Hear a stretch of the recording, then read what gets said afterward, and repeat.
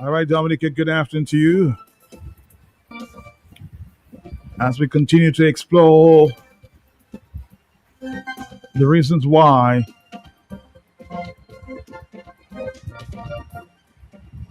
Dominica and Antigua is included or are included on the list of countries restricted January 1, 2026.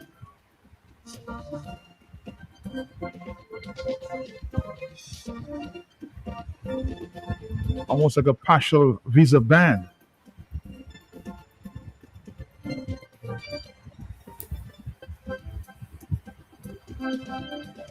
Well, we heard the Prime Minister this morning, and we have the leader of the United Workers' Party on hand. He too has been warning for some time. But first, let's listen to Mr. Skerrit saying he is very surprised that Dominica found itself on that list after passing legislation there just in October to include residency. Prime Minister Skerrit. I mean, we were surprised by the actions of the United States. But first of all, let me make it clear that we respect the sovereignty of the United States. Like any other nation, it has the right to take whatever decisions it believes maybe in its national interest. So we're not at odds with the United States on this matter. But certainly we are surprised by the action, because the reason given by the United States government for this decision is that our program does not have a residency requirement. As you know, the Caribbean countries with CBI programs entered into an agreement and subsequently enacted legislation. In Dominica's case, we enacted the legislation on October 15, 2025, and central to that legislation and agreement is the requirement of residency. Now, both the agreement and the legislation were thoroughly reviewed by the United States through the United States Department and, of course, the Treasury Department and our friends at the U.S. Embassy in Barbados. They were all fully engaged. The U.S. gave us some very important feedback, and they gave their okay and approval to the final draft of both the agreement and the legislation which was passed. So the U.S. have been fully engaged in this matter. So for the reason that was given, we were surprised by it because that has been dealt with. Among other concerns which the United States has had with regards to our CBI programs, including enhanced due diligence, including the name change, and all of those are central to the legislation. From the moment we heard of this, we got notice of it through the media like everyone else. We immediately made contact with the U.S. Embassy in Barbados and our contacts in the State Department.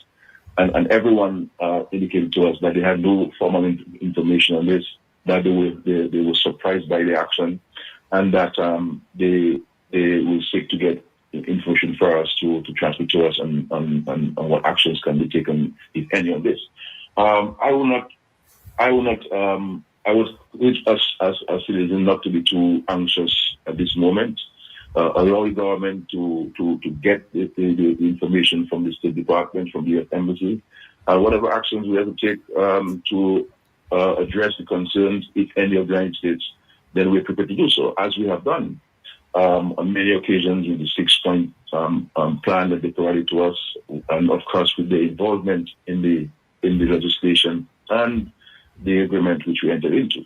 So the reason given was a bit surprising to us and surprising to everyone we spoke to in the U.S. government. It could very well be a situation of miscommunication between the White House and the other arms of the government of the United States. So the Department of the Government of the United States, the State Department and the Department of Treasury. And I must say that the U.S. itself was the most engaging and the most supportive in respect to the review of the agreements and the review of the legislation. So we will continue to work on this. On the line with me, joining me via StreamYard, is Dr. Thompson Fontaine, just elected again to the leadership position of the United Workers' Party. Dr. Thompson Fontaine, and of course others in the party, have been warning for some time. We have heard many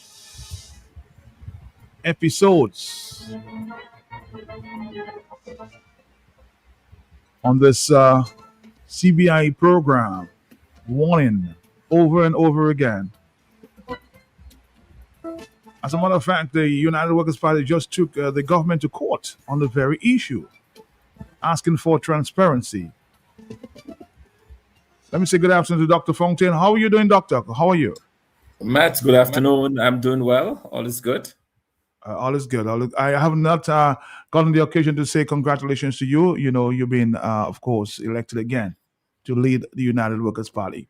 But let's move on, Dr. Thompson Fontaine. This is a burning issue. Everybody's talking about it for the past few hours in the morning there. Dr. Fontaine, how concerned are you about what is going on in Dominica, Reader's Visa scandal that has exposed, of course, we have been exposed to read the United States. Speak to us about that. Your thoughts. Yes, Matt, you know, I am extremely concerned about the actions that have been taken by the United States of America, concerned because I believe that this could have been avoided. Our government has refused to listen to its citizens.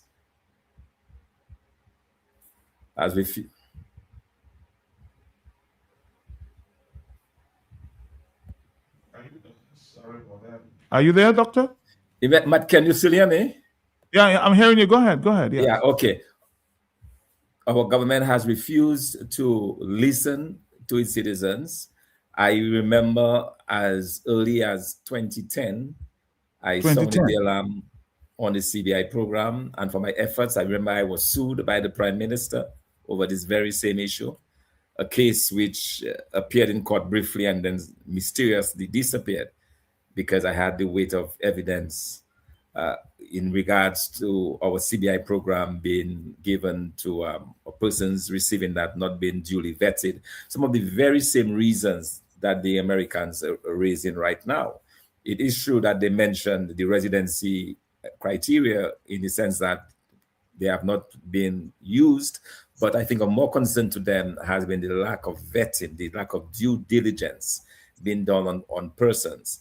And that is a protection that they are seeking now for their own national security issues. They are afraid that persons will sneak into the United States on a Dominican passport or receiving a visa on a Dominican passport, because we know all the problems of the change of names and everything else that we highlighted. I mean, the Dominican public is well aware of those issues because we have been raising them over and over again. Now we have gotten to the point where the Americans have taken action, and it is going to impact every single Dominican. It's also going to have some impacts as well on our own economy. And I must say, Matt, when I heard it last night, I immediately reached out to the United States Embassy because there appeared to have been some confusion. And it is true, the United States Embassy themselves, they were just receiving the news like us, apparently. And they were still sorting through the proclamation I was able to get a copy directly from them of the original proclamation from the White House, as well as the fact sheet. And based on that, I realized how serious this was, or this is. I guess the only positive thing, if there is a positive out of it, is that it does not apply to persons who already are in possession of visas. It does not apply to athletes, it does not apply to diplomats, and it does not apply to green card holders. So that is good. But the fact of the matter is, beginning January, no new immigrants will be allowed from Dominica, and no new visas will be issued because of this ban. Yeah, because people have been asking, if I have a visa, can I still go to the United States? People have questions about that. But you're saying that that's clear. If you have a visa, you can still visit the United States. Yes. And that's the reason why it is referred to as a partial ban. If it was a total ban, regardless or not whether you had a visa, you'd not be able to enter. But it is still a partial ban. They will review it again in exactly 6 months. They will review with a view to either increasing the penalty or removing it. So we have to look forward to basically the end of June, when there'll be another review conducted. And if the government of Dominica has not made the necessary changes, there is a likelihood that it could move from a partial ban to a total ban. And if you move from a partial to a total, then it means that there'll be no entry for anyone. But for now, at least we have that exemptions that have been granted. But Dr. Thompson Fontaine, both the Prime Minister of Dominica and you've heard the Antiguan Prime Minister as well, is saying, well, we just passed new legislation, so why are they including us? But I think it is too little too late. The legislation that has been passed talks about a 30-day residency. I mean, you're coming on a holiday. That's not residency for 30 days. So I think that's what the Americans are pushing back against. Anybody can come for 30 days. It doesn't mean you'll be able to know the person. I guess what they're trying to establish is that if you're going to do those programs, the people must have a greater tie to the country, as it is done, for example, in America. If you want to get the citizenship through that program, you have to be established, you have to have a business, you have to employ people. The presence has to be maintained. And the 30 days that is alluded to in the legislation, I believe that is where the Americans are saying it is not enough. And the reason why that's not enough. That's just not enough. It's not enough. Because if you notice, they have listed that as the official reason, or the main reason why they are denying entry is because of the residency criteria. Mr. Thompson, Dr. Fontaine, if you're elected, say, Prime Minister tomorrow, why would you change with the CBI? Why would you change? But I would change several things about the CBI, including the fact that the due diligence system that is now engaged in. But I think more importantly, Matt, we've said it before, and I will reiterate very strongly that the United Workers' Party government will look to phase out as quickly as possible the CBI program. I've always maintained that this program is not sustainable, that the country should not be built on this. We have enough resources within the country that we can build without the CBI program, and we will work very, very quickly to phase it out. But until such time, we will do everything possible to ensure that it is credible and all of the issues and concerns that have been raised internationally will be addressed. But I fear, Matt, that it is already too late for this. It is very likely that in the new year, we will get further restrictions from the Europeans. The European Parliament is looking at imposing restrictions, and I believe that will be the death blow for the CBI program, if that happens. So you're saying, Thompson, you would phase it out, or you just end it altogether? Because some people are saying, let's end this, let's stop this CBI program altogether. Some people are suggesting that. Yeah, Matt, 60% of the 60% of the your dog is trying to get involved in the conversation there. Yes. Yes. Oh, go ahead. Yes. 60% of the revenues currently used by the government comes from the CBI program. That is 60%. All right. So what this effectively means is that this 60% you can't just replace overnight. All right. It will take time. It means that if we were to shut it down right away, we immediately lose 60% of revenues that used now to pay public servants and to take care of the government business. So it's not something you can just go in and dismantle immediately. It has to be a phased approach to that. It has to be a responsible approach, but with the knowledge that it will not last, it cannot last. And that's the reason why we are hoping that we'll have success with the CBI program, because at least it will be able to attract a lot more resources, more of these revenues will come into the country, and we'll be able to use that as a foundation or as a base to invest in the other sectors of the economy that we want to develop, like agriculture, like the tourism industry, like our water industry, those areas that we want to develop. We have to use all of those resources to do that so that we can wean ourselves out of the CBI program. So you're saying the CBI, you think, has been used in the wrong way? Absolutely, Matt. We've maintained that over and over again. This senseless building of hotels, complete waste of time, in my view. These monies, I repeat, should have gone into agriculture, should have gone into manufacturing, should have gone into creating jobs for the average Dominican, should have gone into sustaining our farmers, should have gone into better pay for our public servants. There's a lot of good uses that this money should have been put to, none of them used by the government. And this idea that you can build hotels only is a really bad idea, and it has not worked for us. We have not made use of the billions of dollars that we have received over this program over the years, and we must have known that one day it will come to an end. I'm not happy that it is ending, because the Dominican public is the one that are going to suffer for it. Not only are we going to be losing the revenues from it, but we're going to be losing access to the United States, and you know how close the ties there are to the United States. I did a survey a couple of years ago, and as much as 67% of Dominicans who traveled to the US on visas did not return. You know, so we have this very, very close tie with the United States of America, and it will impact Dominicans in a very disproportionate manner. And obviously, we'll also have lingering impacts on our economy. You know, somebody's saying that some people suggested this morning this issue is big enough to ask the Prime Minister to step down or resign over this. Absolutely, Matt. Absolutely. I mean, that's a fundamental failure by this government. And it is clear that at this stage, after 25 years, the Labour Party government has run out of ideas. They have absolutely no solutions to the problems that are now plaguing us, increasing social problems, increasing levels of violence that we've seen in Dominica, the shrinking economy. They seem to be completely at their wits' end, not knowing what to do. And it seems like the response that they've been... Are you basically saying they run out of ideas? They have a long time ago, Matt. It's clear.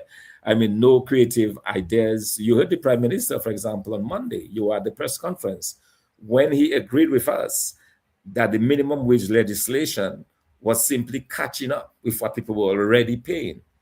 Businessmen are taking on their own to pay people more than the government had in the legislation. And he was now putting legislation in place that would catch up to what people are already paying. So it tells me that this government has really run out of ideas. And the Prime Minister, and I will add my voice to that call for his resignation. I believe the Prime Minister has failed the Dominican public. And that to me should be the last nail in that coffin, you know, that you are denying thousands of Dominicans in the future access to the United States, access to their families, access to education. That is a huge problem. I mean, even F1 visas will be affected. Students, you know, will not be able to go in and get new, you know, I mean, this is huge. And we are paying a heavy price for the maladministration of this government, a government who refused to listen. Instead of trying to sue me and taking me to court in 2010, you would have been better served to have listened to the very sound suggestions I was making for this program. If he had done that, we would not be where we are today. You know, but this Prime Minister has been stubborn in his ways. He saw it as free money. He saw it as posturing. He takes nothing seriously. And to make matters worse, Matt, the Prime Minister, I did not see it in our local press. We probably missed it, but it was reported in. Are you there? I suspect we missed that conversation there. Let's see if we can connect again. Dr. Fontaine, are you there? Yes, Matt, I'm still there. You're saying we missed something. I think we missed that point. Go ahead. Yeah, okay. Somehow my computer flows Yeah, from you the said press. Yes. you said the local press, and we Yes, may have I missed believe something. yes, Matt. I believe the local press may have missed it, but the Prime Minister, it was quoted very widely in the Trinidad press that he had offered his services to To mediate between mediate, the yes. US and Venezuela. In fact, I spoke to a very well placed source in the United States, and they were suggesting to me, it was their view, but they were suggesting to me that this action by the Trump administration is payback, is the answer to our Prime Minister from the President of the United States, because they view it as a complete insult, you know. And so to take these very serious and weighty matters, Dominica is in no position to mediate between anybody. To be able to mediate any kind of issue like this, you need the support staff, you need the gravitas of the office and so on. None of that is possessed by this government. And so to do that, it did come across as an insult. And who knows that the decision was only hastened because of that stupid statement made by the Prime Minister. So that's why I say, Matt, you know, it is clear to me that he has lost his way as far as governance is concerned. And it is absolute time for the Prime Minister of Dominica to resign. He said he was going in April. He could have saved himself that embarrassment. You know, I don't think now it's too late for him to reconsider that he should leave office and allow the country to heal itself and to get back to where we were.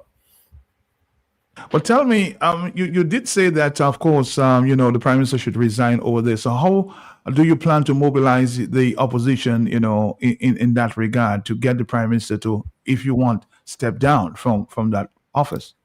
But we have to keep applying pressure on him to do that. Of course, the most obvious and direct pressure that would be applied is to have thousands of Dominicans, you know, turn up on the streets in protests. That's always the best way to do it. If you want to force quick action, that is the ideal. You know, whether that is feasible, and I say whether it's feasible because we've had instances of recent protest action where we put in all of the effort, all of the energy, and we were not supported by the people. Maybe this is the one that will get the people energized and come out in the numbers. We'll see. So you would call Thompson if they listen to persons, and that has been lacking there from a lot of critics, to call your people out on the streets in the thousands to take action against this. Would you encourage that? You know, the problem about this, as I said, is that the willingness of the people to actually do it, and even when we've gone out, we've put. I mean, I could not imagine a more important matter as that of electoral reform, because that is where you're going to get a sanitized list and you're going to have free and fair elections in Dominica. Nothing to me trumps that. Yet, even after a Herculean effort, we put in all of the emphasis into it, Dominicans did not show up. And that was extremely disappointing to me. And it tells me that our people seem less willing now compared to how we were in the 1970s and 80s to come out in our numbers to protest. But that, if you're talking about a potential issue that calls for protest, is one of it, and it's a complete mishandling of the affairs of state by this government. Dr. Thompson Fontaine, what is the next step for you right now? You'll be meeting your executive? The next step, we will be having a press conference. We'll be holding a press conference tomorrow at 11 o'clock at the Prevost Cine Mall, which will be aired live on all the social media, and I believe it will be on your program as well. So it will allow us an opportunity to talk to some of those issues. This being one of them. The recent ban will also be talking about the issue of violence, increasing levels of violence in the country, and what needs to be done about it. We'll be offering some solutions, some suggestions to the government on how to deal with some of these pressing issues, because it appears to us that they have lost the way. They don't have the answers to the pressing problems that this country faces, and we'll be able to offer some solution in our press conference tomorrow. So we want people to come out and do that. Beyond that, Matt, we actually started our new executive running yesterday. We went the entire executive elected committee members. We went to Casibros for an afternoon of meeting the people on the ground, the entire executive. We had a really wonderful time there in Casibros, and it shows a renewed determination on the part of this new executive to be more present on the ground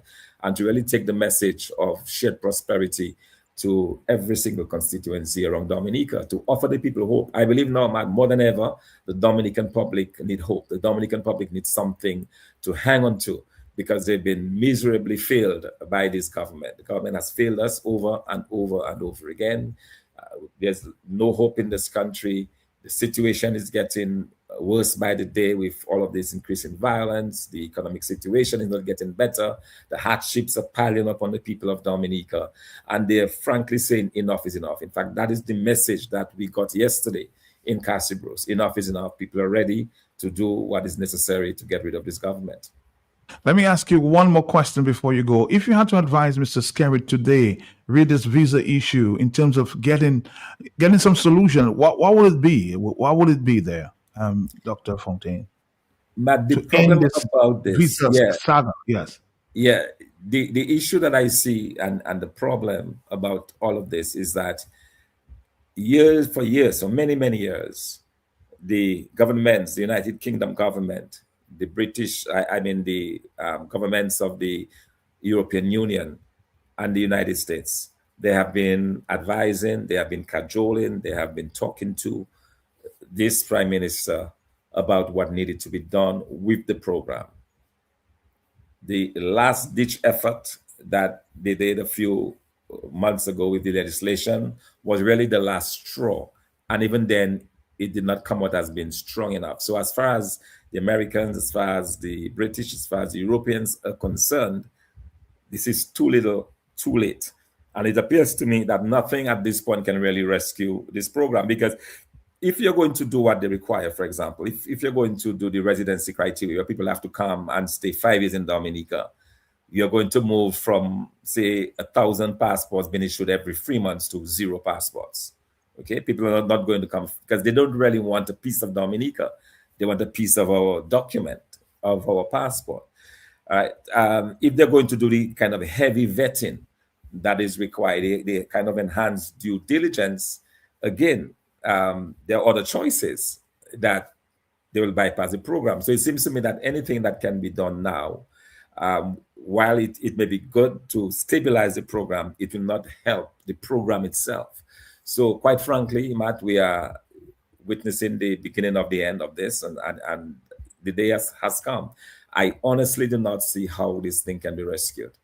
Unless, of course, you can put a moratorium on it. You can shut it down for a while and try to re-engineer it, to redo it over with all of those safeguards. That is one way of doing it. But even going that route will take time, and it will restrict very much on the numbers that you're getting. And that itself is going to be a big blow to the program. So we're in a very difficult place, make no bones about it. And notwithstanding the cheerful tone of the Prime Minister this morning, he's not a happy camper. He must be quaking. He must be realizing that, hey, buddy, we are at the end of the road. And, and I'm sure now discussions are being held as to how are we going to get out of this? How are we going to pull ourselves out? It does appear to me, Matt, that the travel ban itself, or per se, but he did at this point that he's going to send a diplomatic note to Washington. So maybe we expect answers at the end of this note. Yes, but I think the note that he's sending to the United States is just for clarification in terms of what exactly it means. It's similar to what we posed to the United States Embassy. Now, I was making the point that the fact of the visa ban is not going to impact the program. The reason for that is in my previous discussions with the United States government, they assured me that what they are doing when somebody with a Dominican passport comes to apply for a visa, they do not go on the Dominican passport. They go on the person's place of birth. So if you're coming for Dominican passport and you're an Iranian, they would apply the rules of entry for Iranians to come into the United States. So there are no issues per se for persons getting the CBI program as far as the United States is concerned. In other words, nothing would have changed. The people that will be more heavily impacted will be our locals. Dominicans will have to go and see their families. Dominicans will have to go and visit or probably go to a funeral of the family in the States and so on, go to school, that kind of thing.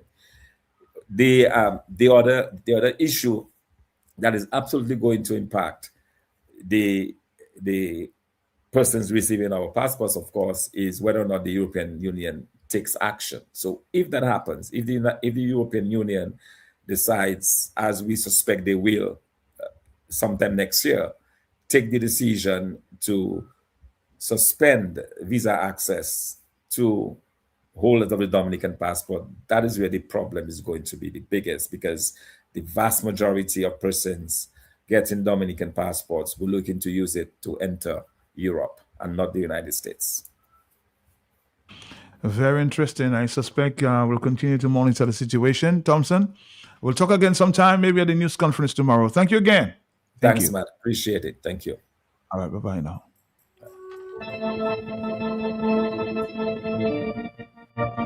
At this point, we are also looking for some answers from financial consultant Mr. Rijok, who explained why the United States, of course, is taking that decision. We'll play that response for a few minutes, and then we'll move on to taking your phone calls. Take that. Antigua and Dominica are asking the question, why are we on the list when we just recently passed legislation in that regard? Well, sir, you need to read the exact text of the presidential proclamation, which came directly from the office of President Donald Trump. Let me explain. It is the historical failure of Dominica and Antigua and Barbuda to place residential requirements for their CBI passport holders.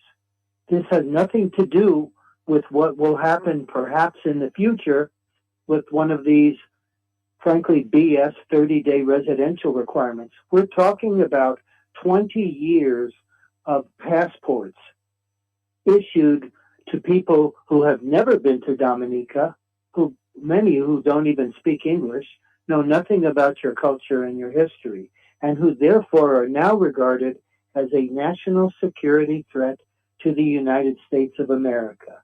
Remember the history. Dominica has issued CBI passports to Russians, to Iranians, to Syrians during the regime, to Chinese en masse, and to North Koreans. All of the chickens are now proverbially coming home to roost, and those years of abusing the CBI program now are going to have a direct effect on the native-born Dominican residents in your country. That's the problem, because now Dominican students who have a scholarship won't be able to come to the United States. Dominicans who want to visit in New York for pleasure won't get a visa. And Dominican businessmen who import 90% of their goods from the U.S. won't be able to come here and negotiate deals. It is a nightmare, a waking nightmare for Dominicans, and we've been warning about it for years. They needed to reform their program. They needed to push out the Chinese influence. None of that's ever been done. And since the United States regards the People's Republic of China as a national security threat to the U.S., and since China has increased its influence in the Caribbean, that now there is going to be pushback. But again, Mr. Kenneth Rijok, you just heard, and I'm sure you may have read many statements being issued there. Ron Sanders spoke just this morning, and he said he met just yesterday with some U.S. officials, and they did not see that coming. And we just heard from the Prime Minister this morning that they passed that legislation to, stop this, to include residency in October. So why are they being punished? Well, that's because of the years of abuse in the CBI program, and whatever remedial action they try to take now cannot change 20 years of passports issued to dodgy people. Antigua had the same thing. They said, no, we've got a residential requirement just started. That has nothing to do with the history. And that's a failure to understand that this is coming from not just the State Department. It's coming from the top leadership in the United States. For weeks, I've been explaining that the assistant to President Trump for National Security and Policy, Stephen Miller, specifically has said, without true reform in the CBI programs, people who live in those countries are going to lose visa rights, and it's been totally ignored and disregarded. So I think that people should now remember that all of the remedial spin control statements that have been said for years by the Dominican government are just that, and that there has never been effective reform in the Dominica program, and they are now reaping the whirlwind.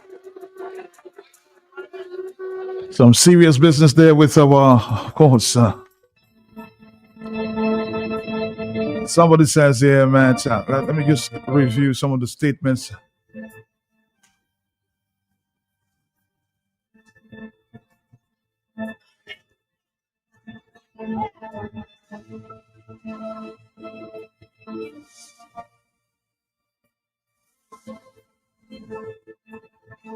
Somebody says, Matt, there is no clarification needed, and there will be no answer to the diplomatic note that Prime Minister sent out this morning. The recommendation was sent down 4 months ago, and it has not been followed carefully. So don't expect anything to change.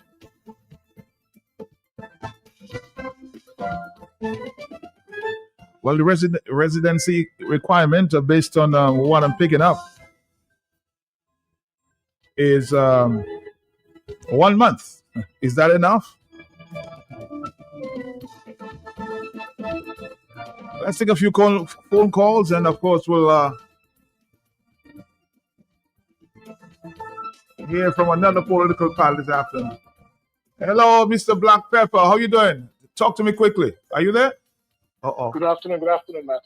How are you doing, sir? How are you doing? Yes. I'm good. I'm just listening to the program. I'm listening to all what's going on. Yes. What's your concern, like every other. Mm-hmm. Well, Matt, I listened to Dr. Fonkin, and I want you to listen to me very carefully. Right. There's a lot of things he said, and it has been consistently being said over and over for years. Okay. And I don't think people understand how the CBI system works. He talked about the vetting process. The US have concerns about the vetting process, where too much crooks and criminals escape the vetting process, and as such, they are being able to acquire the citizenship, in order to do their movements or whatever to do, or use that to facilitate to do. Matt, this is very incorrect. Listen to me carefully. Matt, let's start there. He said, you asked him a question, you asked him if he were to come into government, would he shut down the system? And then he told you something like it's 60% of our revenue, so it's not something you can shut down, but you'll have to phase out gradually, right? Am I right or wrong? Yeah, he said phase it out, yeah, gradually. Am I right or wrong, man? Yes, no, he said you can phase it out and eventually we'll get rid of it. Yes, go ahead. Go ahead, I'm listening. Yeah. Matt, that's a very dangerous statement. Matt, in the predicament we are right now, based on how they view the program itself, you cannot come now on radio as the next aspiring leader of a country and say, because of the monetary returns it gives your economy, you cannot shut it down. And that is regardless of what's going on, you have to phase it out. Matt, that is a very dangerous statement. But what? No, hold on. So what would be your alternative? Because if you shut it down, then there's no money coming in the country. Well, Matt, the sad reality is this government has put us on a significant percentage of dependency on that revenue. Right. But the reality is, if we want to stay compliant with the economical world, we have to shut it down because there are issues with it. We cannot expect the outside world to compromise their security architect, their safety, their economical threat, and all of this just because we get a percentage of revenue to state from it. That is not their business. And when you fall in compliance with something that is wrong, you have to shut it down and review it. There's no if, but, no compromising about that. Uncle Trump not there to compromise while terrorists moving and doing what they're doing. That is not his business, and that should be nobody's business. What you have to do as an aspiring leader is to design some type of cushion in between that shutting down as to how you can just sustain. You're not going into building mode yet. You have to go into a level of sustenance first based on your current economical predicament. You have to stay so for a couple of years while you design an alternative to substitute the CBI revenue. You understand? But I'm still not getting. Hold on. I said what I'm saying. He said that he's going to phase out the program gradually before of course shutting it down, because you need some sort of revenue. What you have not answered the question. What is the revenue that would come into the country while you shut it down? That's my question to you. What is the immediate? I'm just a Dominican, a regular person. That is why we elect professionals to act in their intellectual capacity. But that is not my fault. I'm not going to say something I cannot do that. That's not my side. No, but you criticize him. But you criticize him, but we need to get answers. Yes. But Matt, he is the best candidate to answer the alternative as an economist. Not me. I'm a consumer. He is the economist with all the experience. He should know exactly, after 25 years, a formula has to be on standby to resuscitate or just to keep Dominica stable as is out of CBI. Not me. All right. And that is where you have to show. When you're working, Matt, well, Matt, that problem about that security architect, Matt, people must learn to understand that the vetting is not the determinator, Matt. The issue is not the vetting. The vetting is done properly. You know why I say that, Matt? The vetting, remember Mr. Skerritt said, the vetting is done by a U.S. firm. But Matt, if you operate it under any license in the U.S. and you're not falling into compliance or being very efficient at what you do, your license will be revoked for security reasons, especially under administration like Trump. Now remember, you have to put one and one together. You remember some time ago they interviewed Gaston Brown to do the CBI. And Gaston Brown tell you, when they get the findings from the intelligence, from the due diligence, from the vetting agencies, the determinator is the government. You understand? So the vetting agencies are not the determinators. People escape through the cracks. They furnish the government with all the information, but they are not privy to make the decision.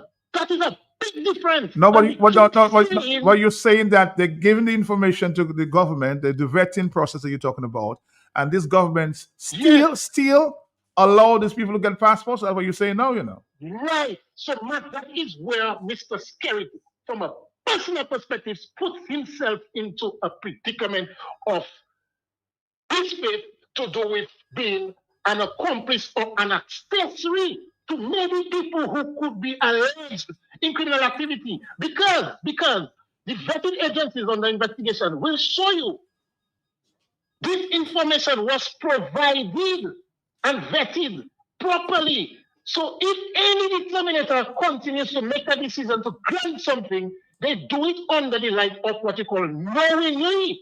You become an accessory to the crime mass. That is where Dominica and the government is in a problem. It is not the vetting agency. It's a United States-based firm. All right, I'll take you out on that note. Because there are many other people calling there. And I don't know if this government, let's be fair to them. I don't know if this government will be provided. Maybe you may be right, with some information re-vetting and chose to act against it. I just find it very, troubling there. But anyway, we'll take your phone calls and we'll move on. We have another political party in the house to share his view on that one. Mr. Francis is there, representing the UPP. Hello, talk to me on the telephone. Next call. Yes, talk to me. Caller, are you there? I suspect not. Let's try another call. Are you there, caller? May I speak, Mr. Felton? I haven't heard that voice in a long time. Go ahead, sir. Matt, is Thompson a member of the Dominican Labour Party presently? No, he's not. He could be the god in economics. He is not the one to answer to the question talking about an alternative So as a doctor in finance, he tell you the logical thing to do is a phasing out process gradually. And you have a brother saying he should just say yes, just get rid of it, and then what? How much? 60-something%, Matt? A lot. We depending on the. Yes, almost like 67%. Yeah. So how just topping it, Bram, going to that doesn't make sense. But let me tell Dr. Fountain, I hope you're listening. If you don't get it, somebody will tell you. There's more than one way to skin a cat. Look at the 8-year criminal matter they had in the court about trying to phase out and trying to overthrow government. They throw it out, no meeting. My brethren, there's more than one way to skin a cat. You see, now you said it is the appropriate time.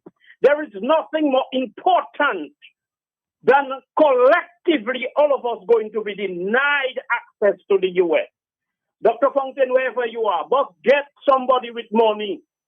But call on the U.S. When you get caught between the devil and the deep blue sea, now is the time for, sacrifice. Now is the time for risk-taking chances. Call on America and Europe openly. Tell them all you want assistance to get rid of these criminals. So you talking about it, when we call. My brethren, one thing that is constant is change. Are you there? For some reason, the call of blessings again. Hello, talk to me. Somebody says, what is Tad's point? CBI is not in itself is bad, It just need regulations. Now, that is not making any sense. Fountain has already mentioned on numerous occasions what is it he want to do. On the telephone, let's go on take another phone call. Yes. Yes.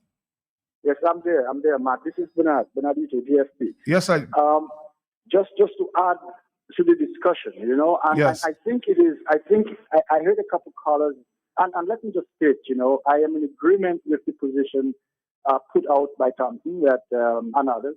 Mm-hmm. That we absolutely have to phase out CBI. There is no doubt that we have to do so. Okay, the position of placing our economy on basically selling pots of soup for our national sovereignty to pay bills it shows us to be a beggarly nation. It shows us that we do not believe we have innovation, we do not believe we have creativity, we do not believe in the capability of the Dominican people to create an economy we can be proud of. That is no position upon which to build a country. Let's just make that clear.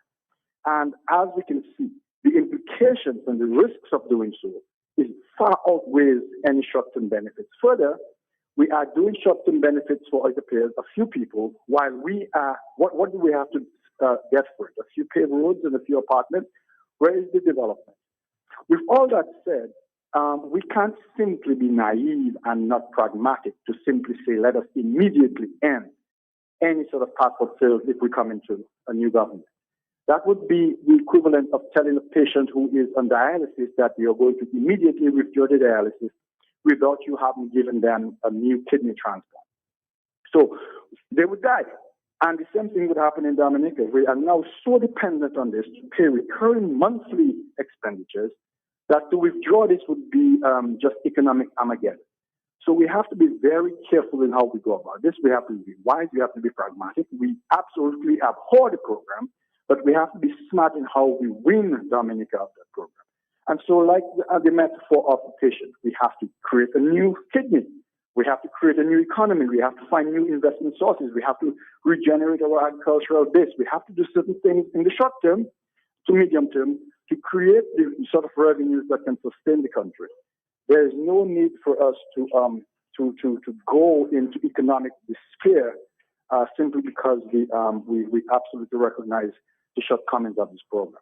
So that is what we want to do, Matt, and that is what I want to say. Let us be wise. Let us be pragmatic. Let us not overreact. We will get rid of this program. We have to get rid of this program, but we have to do it in a way that doesn't absolutely sink the nation. And that's how we have to think about this. Thanks, man. All right, thank you very much. Let's move on. Let's take one or two more phone calls before we introduce our next guest, Mr. Joshua Francis. Hello, yes? Mr. Pelte. Yes, sir. Mm-hmm. Oh, can you hear me? I'm hearing you, sir. Go ahead. Whoa, sir. They're on my case, my phone. Matt, I just wanted to say quickly, if you're listening to me, My brother, look at America and Venezuela there.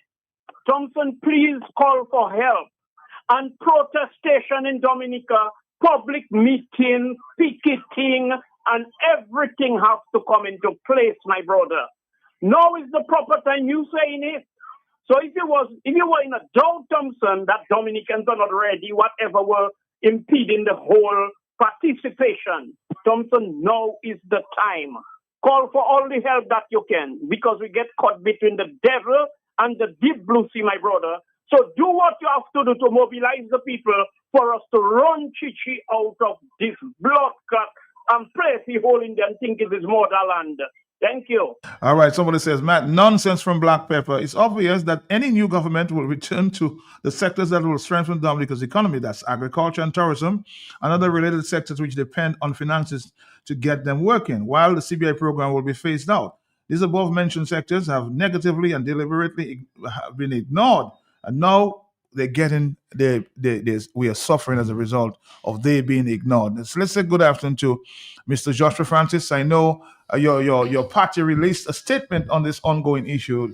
What's your take on what's going on, Mr. Joshua? Good afternoon to you. Hi, good afternoon, Matt, and good afternoon to your lovely and beautiful listeners. Bonjour, après-midi. Bonjour. Bonjour, bonjour. I see you practicing. It's getting more, It's getting better, Matt. The pathway is getting better and better. It's getting better. All right. Yes. I'll give you a B plus now. Oh, wow. So I moved from a C minus to a B plus. A B minus. A B minus. I keep working on the patois. Makatoa via asui.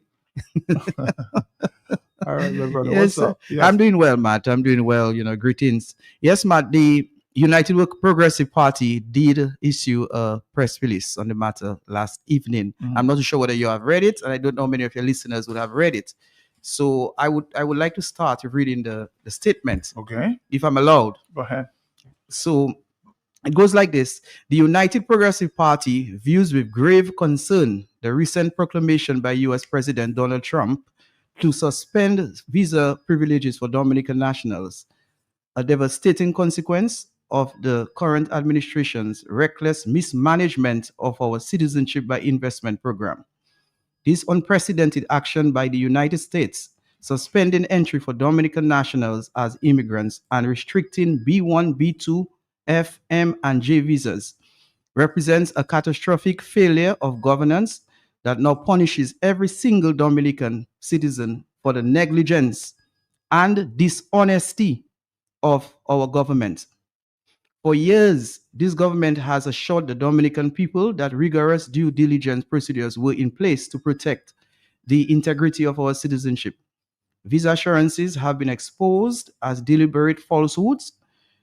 The United States administration characterization of the Dominican passport as a security liability confirms that some of our leaders, including the leadership of the United Progressive Party, has long warned. The current government prioritizes revenue over reputation, profit over prudence, and political expedience over national security. The government maintained a citizenship by investment program without residency requirements, while systematically failing to implement the thorough vetting processes they claim that that's supposed to be protecting our nation's good name. Mm-hmm. Now, innocent Dominican citizens, students seeking education, families visiting relatives, business people pursuing opportunities, and immigrants building new lives face the consequences of failures that were never theirs to bear. Every Dominican pays the price. These sanctions affect students whose educational dreams in American universities are now in jeopardy. Families separated by new barriers to reunion. Business professionals whose livelihoods depend on international mobility. Our diaspora, also affected, whose connection to their homeland is now complicated by their own government's failures. And finally, our international standing as a respected member of Caribbean community. This is not merely an inconvenience. This is national emergency that threatens the future prospects of an entire generation of Dominicans through no fault of their own. Where do we go from here? The United Progressive Party calls for immediate action. 1, full transparency regarding the failures in the CBI program due diligence process, hence setting up a commission of inquiry to investigate the CBI program. 2, complete cooperation with United States authorities to address security concerns. 3. Immediate reform of citizenship vetting procedures to international standards. 4. Accountability for those responsible for this national disgrace. 5. A bipartisan commission of inquiry into the CBI. However, the ultimate remedies lies with the Dominican people. This government has demonstrated through its negligence, its dishonesty, and its failure to safeguard our national interests, and therefore it is unfit to continue to govern. Only a new administration committed to transparency, integrity, and the restoration of our international reputation can right these wrongs and restore the dignity that every Dominican deserves.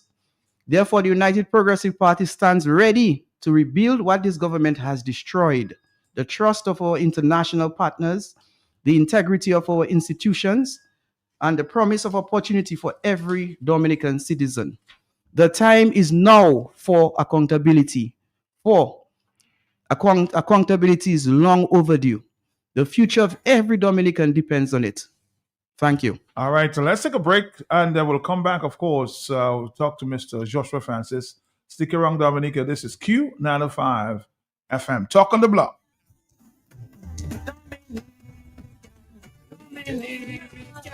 Enjoy your property, protect your property. You homeowner and businessman, protect your property, enjoy your property. Can't wait for the hurricane, can't wait till your flood again, can't wait till your roof fly out and all your business coming out. Remember, no insurance company will insure your property when a storm is approaching. Get ahead of the hurricane season and insure with a company who gives you the assurance of payment for your valid claim. Come speak with us today at the New India Assurance Company Limited, upstairs AC Shillingford and Company Limited, 24 King George Street, Roseau. Bring along an up-to-date valuation from a qualified engineer and get insured today.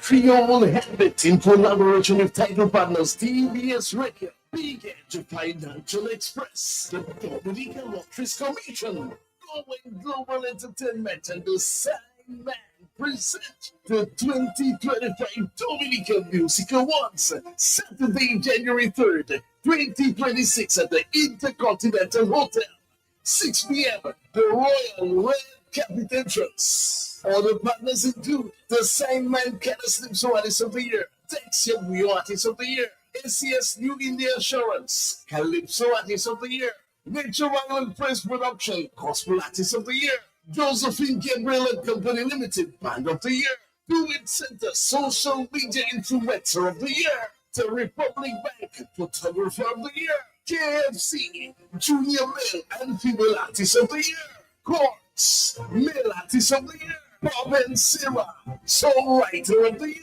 Rainbow Hill Villa, Zuko Artist of the Year, Joshua Francis, Album of the Year. Platinum partners include Q95 FM, NCCU, Fine Foods, and more. Other partners include TNO, Dr. Timmy and Dublin, Telnaji Sports, Variety News Group, Multi-Solution Inc., and more. The 2025 Dominican Music Awards, January 3, 2026, Intercontinental Hotel. It's officially white potato season in Dominica. To celebrate, Bloombox is giving you the chance to win a 196cc 4-stroke, 6.5 horsepower tiller valued at over $3,000. Wow! You heard right. Simply make a purchase of $75 or more between October 13th and December 27, 2025, and you'll be automatically entered for a chance to win this powerhouse machine to make your next planting season even easier. Winner will be announced on December 29th. Visit us at Bloombox Goodwill and Roseau. Terms and conditions apply. Let's bloom together with Bloombox.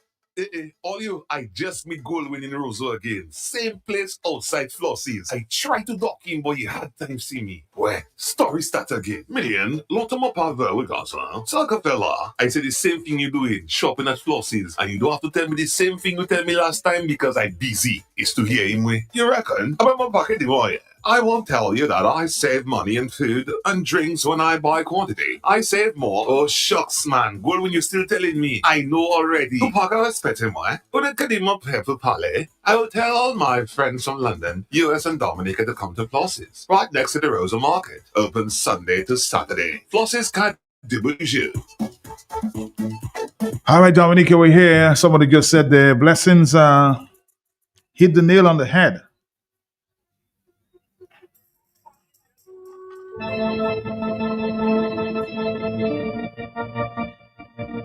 The same thing the American man was saying this morning.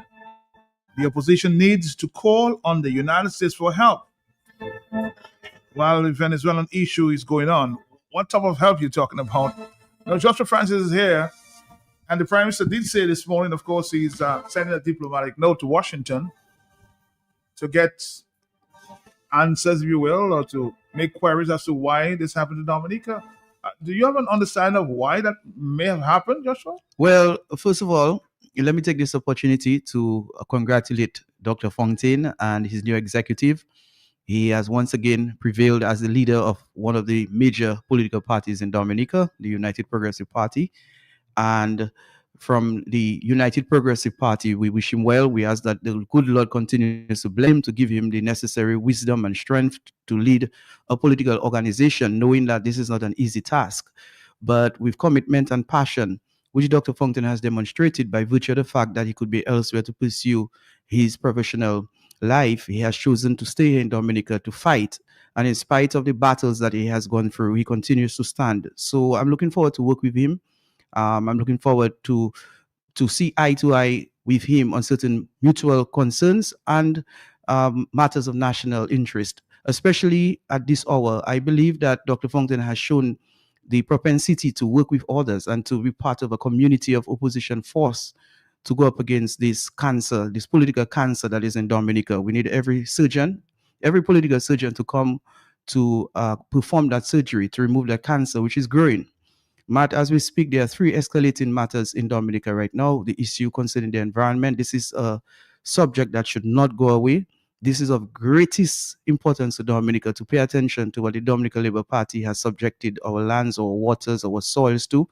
And then we have an escalation in a social rot that is taking place in Dominica. You're seeing gun violence on the scene. I think we have recorded 20 homicides for the year. We have doubled the number from 2024.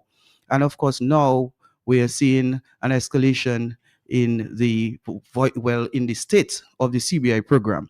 So Dominicans really have to be alert, and Dominicans should come out to support the leaders in the opposition to get this government to understand that the time is up. All right. So let's hit the issue at hand. I know, yes, we're concerned about the other issues as well. But what is current today as we speak is this issue with the United States and, the non-issuance of visas effective January 1, that's 2026. Matt, this is a big issue.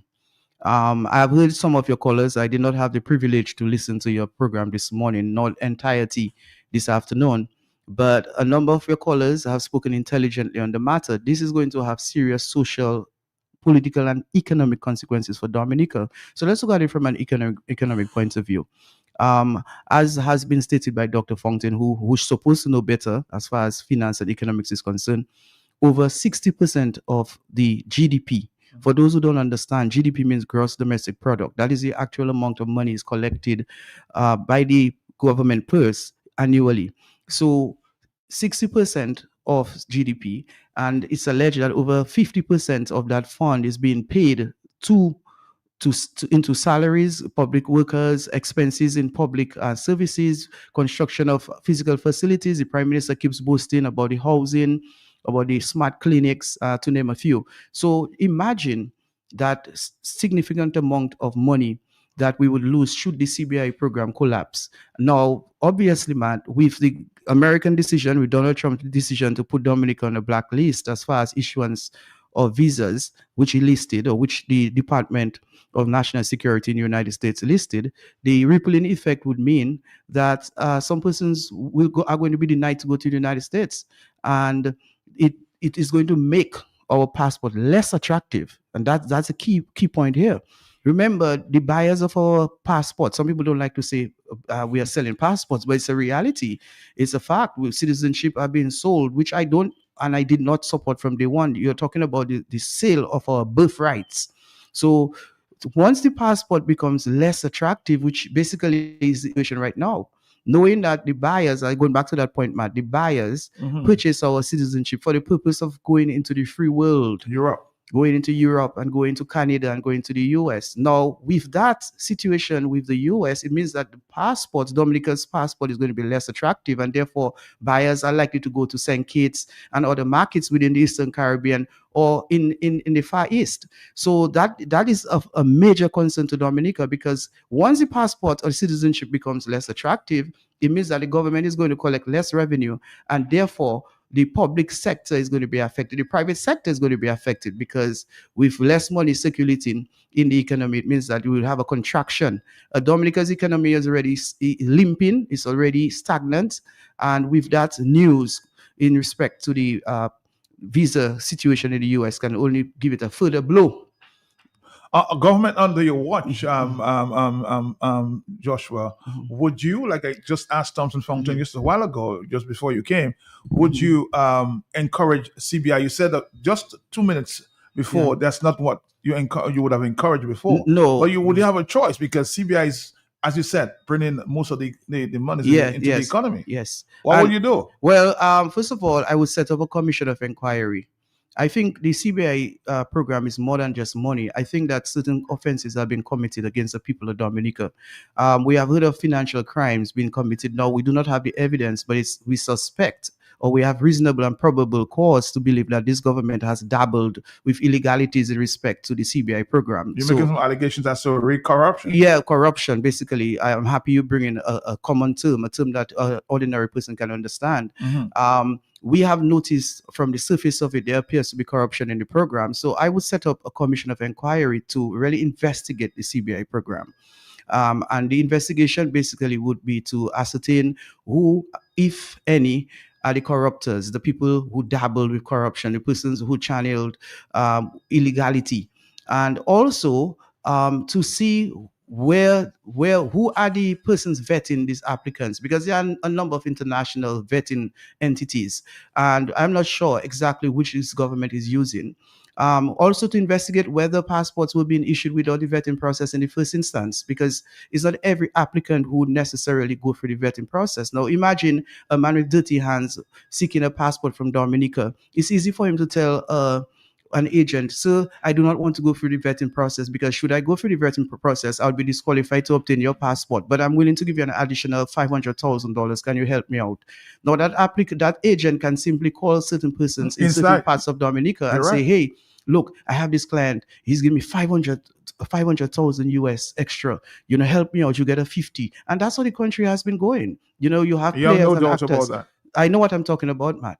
I won't call names, but I know what I'm talking about. This regime is very corrupt. The head, the heart, and the soul of the political organ representing our people here is very rotten.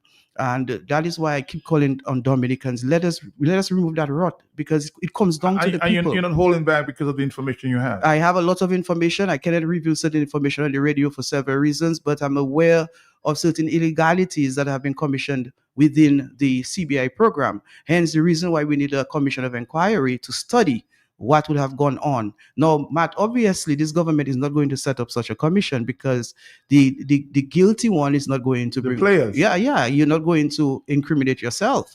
But I can put those guys on notice. Once Dominicans decide to dump this Dominican Labour Party government in Labas, a commission of inquiry will be set up. Hence, the reason why those players and actors must start reflecting right now, because it's going to combat. The time is near.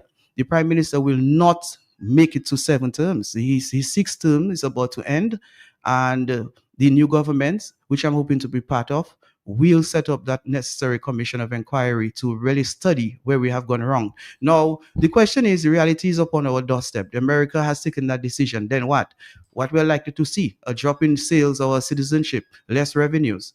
Now, what should we do? Now, your question about what I would do should I become the Prime Minister, just to extend further, I do support Thompson's notion that over a period of time, this program has to be phased out. Because why? Number one, for every passport that we sell, every citizenship that we sell, that is a new citizen that we are creating, which means that person has equal rights to every other Dominican. That person is subject to the Constitution of Dominica, and that person has a right to enjoy the peace and the values that Dominica comes with it. Now, sadly, those applicants have been getting our passports even without coming to our country. They don't appreciate the culture.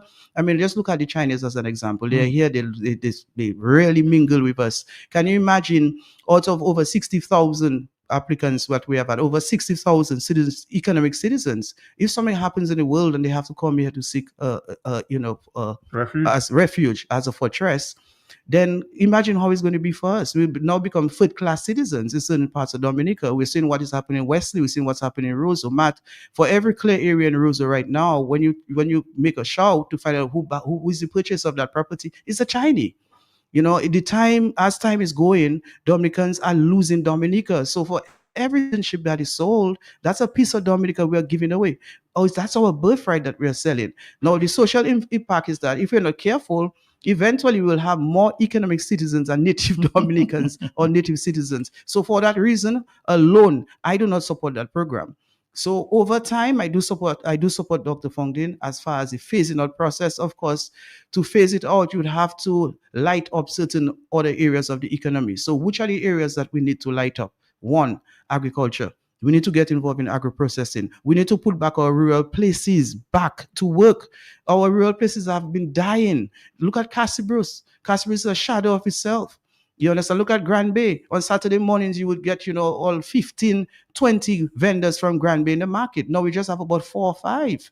Certain places like Cassibros, people who are coming down from Cassibros to vend in the market. Where are they? No, you probably just get 1 or 2, selling jellies by the roadside. There are several other rural places in Dominica that have gone through a death. So the economic death that is. So one of the policies that I would enact as a prime minister definitely is to do a study for rural areas to resuscitate the rural economy, because right now what we have is just a shadow of its former self. Number 2, we have to export. We have to sell. This country has become an import country. This government has basically been very lazy, just selling passports and using the revenue in a very wasteful way. Imbalance of trade there. Significantly, that's an understatement. I mean, what are we producing? It's really a shame that we go to supermarkets now to buy carrots and cabbage from overseas. That is an indictment on this government. This government has caused our people to become dependent and in some areas lazy. And we in a new administration would not tolerate such a thing. So we need to inject more capital into agriculture, more capital into entrepreneurship, more capital into small businesses. We would also need to retain our labor force, because what is happening because of low salaries and bad and poor economic conditions here in Dominica, we have had our brain leaving the shores. So we have to find a way to retain what we have and to attract those who have left us to come back. So in other words, we would build what is called an intellectual capital bank and a diaspora bank, where we get our professionals throughout the whole world to come together to design policies which should be used for the betterment of Dominica. And of course, Matt, we have to spend more money in education, in health. Some people coming from England, as an example, when they get here, they build and eventually they leave out of fear. We have to put Dominica in a place where we feel comfortable, where we can make money, where we feel safe. Very, very importantly, Matt. Let's take. I'm reading the Observer newspaper in Jamaica there, and the headline says, this is a Canon News correspondent speaking to the story of the Prime Minister. It says, Dominica's Prime Minister believes miscommunication caused the U.S. visa problems for Dominica. So he's basically blaming it on miscommunication. Do you think that's the issue? Why the Americans? No, Matt, if you read the proclamation, it is clear why that decision was taken. Vetting process. But Dominica just passed legislation in October. Yeah, but the legislation is different from the actualization of the program, because you can have a lot of things on paper like we do. We have laws on paper, but we break them. So the Americans would have acted on intelligence. I don't think Donald Trump's administration woke up one morning and decided to put Dominica on the list. The fact is, this country has been warned for over a year now. The UK took a decision on the very same point, the vetting process. They feel like Dominica is not adhering to international vetting standards. They must have, caught one or two guys with passports that had dirty hands, the shady guys. Now, wealthy shady guys would pay any amount of money to get the privileges and benefits of being able to travel in the free world. So although we were warned, but in the actual practice, certain agents may have done nastiness. And that nastiness now has caused innocent Dominicans to pay a price. Let's take a few phone calls. Are you there, caller? Yes. We want to be interactive. Are you there? Yeah, good afternoon. Good afternoon to you, sir. How are you doing? Yeah, good afternoon, Thompson and Josh. Joshua, yeah. Good afternoon. I think one of the first things that I really would like us to really address in this program is an economic citizenship program. And we have to do like St. Kitts. We have to remove patriotic rights from that program. You understand? We have to preserve ourselves, our nativity, and our independence politically. We have to be very careful. We have to take away voting rights from economic citizens. It's one of the fundamental things we have to ensure that we do. I think it's very critical. It's a mistake. And St. Kitts is pretty wise to not have followed that pattern. And I hope that Dominica, we can do that right away. You understand? I think it's very important. Also, put the stuff in, let these international countries, vet citizens. Put the vetting process in their hands. Let them take responsibility for the vetting. They can't come blame us for anything that happens afterwards. You understand? So there's a few fundamental things I think we can do. And I like the idea of phasing out that program. But patriotic rights, we have to set an agenda in Dominica that protects us as Dominicans. This government, the worst thing this government has done, it has not protected Dominicans. And any new government, that has to be top priority in terms of legislations and laws that we're going to pass. God bless. God bless you too. Again, 449-3095. You want to, of course, pose a question to Mr. Joshua Francis, like I'm suspecting many other people will do. Feel free to call 449-3095, 449-3096, 449-3097, or 616-4257. You brought up the issue earlier, Joshua, in terms of it appears that you're willing to work with Dr. Thompson Fontaine going forward in terms of you in a united force. Yeah, of course, Matt. I would like to work with Dr. Thompson Fontaine for several reasons. Number one, we share a common thread. Both of us came from humble beginnings. And when we were in high school or even in primary school, not many people in the world would have betted on us that we would become professionals. Dr. Fontaine came from what we consider to be an income poor family, and he has done very well for himself. And it's just sad we live in a community where people demonize leaders and demonize persons who were supposed to be role models. Dr. Fontaine is not a perfect person, neither Joshua Francis, but I believe that the nation has not shown enough appreciation for Dr. Thompson Fontaine. This is a man who came from very humble beginnings in Grand Forks, and he has become a doctor of economics. He has served on international tribunals. He has served governments internationally. He has worked for the IMF, just to mention a few.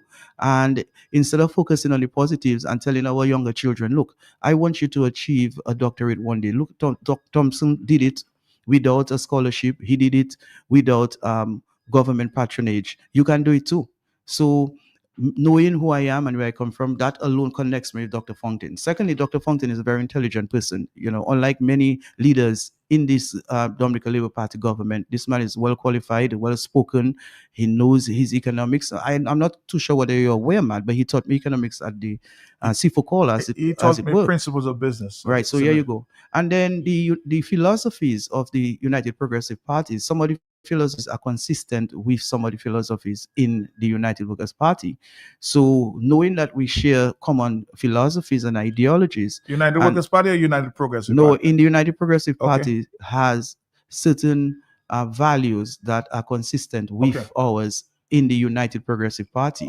And above all, we have a common objective. And if we are going to face the beast, we might as well hold hands and fight as a unified army. On the telephone, sorry about that. We missed that call there. 449-3095-96 and 97. Hello, talk to me, yes? Yeah, good afternoon, Matt, and good afternoon to you, Joshua. Good afternoon. Yes, good afternoon. Now, in that united force, I have an idea, especially for what's going on now. PA systems from your party, and from Thompson's party, and start to hit the road to mobilize people, because all these great programs that have been on the radio there are areas that the station is not reaching. And my idea is to hit the road running with PA systems and to mobilize people, because this thing needs a serious intervention. And the intervention is thousands of people mobilized on the ground to really shake out what we have there. What we have there going for us is no good. What is going on in Dominica right now, it needs a real serious force. And I figure out to have the people, to get the people to rally, PA systems need to be on the ground, like almost like this weekend, by next week, these things need to be happening, because what you can't afford to have that thing go on, and you're hearing about communication that go out to the U.S. government when we know is the opposite. These people know exactly what they have done, but they, in their head, they have done no wrong. So we have to make that thing stick and deal with it for what it is. Rally the people, put PA systems on the ground, let's go out to the countryside and mobilize people around Dominica to get rid of that nonsense that's going on. That's my contribution. All right, caller, thank you very much. Let's yes. That was a good contribution. Now let's listen to. Are you willing to follow this instruction? Yeah, it's something to consider. All right, let's listen. Good afternoon, Matt. Good This afternoon. is my message to the PM. PM, the wife them, Sit down. It's Christmas time. Eat your ham. Eat your turkey. If you want, go at Continental and get you a nice glass of champagne. You and your family sit down and enjoy your Christmas. When you feel, if you see too much, they're talking about that US thing too much, just put something there for them so they can forget about it. Like as usual, just give them something. Give them a little $20 in a red package. Just start sending it around and they'll forget. Don't worry of them. Don't let them stress you out. PM, enjoy your Christmas. Enjoy your New Year's. Don't let nobody stress you out. That is their problem. They are the ones who keep electing you. So enjoy. Eat your cake, your fruit cake. If you don't eat fruit cake, eat your ham, eat your turkey, and don't let those people stress you up. Tell them go to other Caribbean countries. We don't need diaspora money anyways. All right, right, PM? So leave them people in their mess. They'll be all right. When you send the diplomatic letter to the U.S. government, I guess it will walk. It probably walking. So when it finally reached there, then everything with Dominicans wouldn't care about that again. Just like they didn't care about the London, the British, ban and all that. We fine. We'll go to other Caribbean countries. Dominica, nice. PM, have a great Christmas. Eat your cake. Drink your wine, eat your ham, do your hot chocolate, and leave those people in their mess. Don't have them. They'll be all right. All right, caller. I know this is a very. All right, Joshua. I mean, visas shut down both to the United Kingdom and America. This is a serious message. Yeah, this is very, very serious, and it's not going to get any better. I think we also need to pay attention to what's happening with the United States and Venezuela, because should this matter escalate, there are ramifications for Dominica. So I would suggest to Dominicans to start tying their waist, because. But the Prime Minister said he wanted to be a mediator. Well, that's ludicrous. The Prime Minister is not of enough substance to mediate a matter of such high caliber. I don't think he has that. He has it. Not even me has it just yet. Not that I want to bring down myself. But I'm just saying that when the Prime Minister made the statement, it was just a loose statement. I don't think Putin and Maduro would necessarily want Mr. Skerrit Roosevelt to be a mediator in their issues right now. But what I'm saying, Matt, we have to pay attention to that, because there are ramifications, and Dominicans have to start paying more attention. The people who are sleeping, they need to wake up. And those who have the light and saw the light, they need to enlighten others. As I've always say on this radio station, people are calling on the leaders to do X, Y, and Z. But everybody is a leader in himself or herself, and you have to play your role.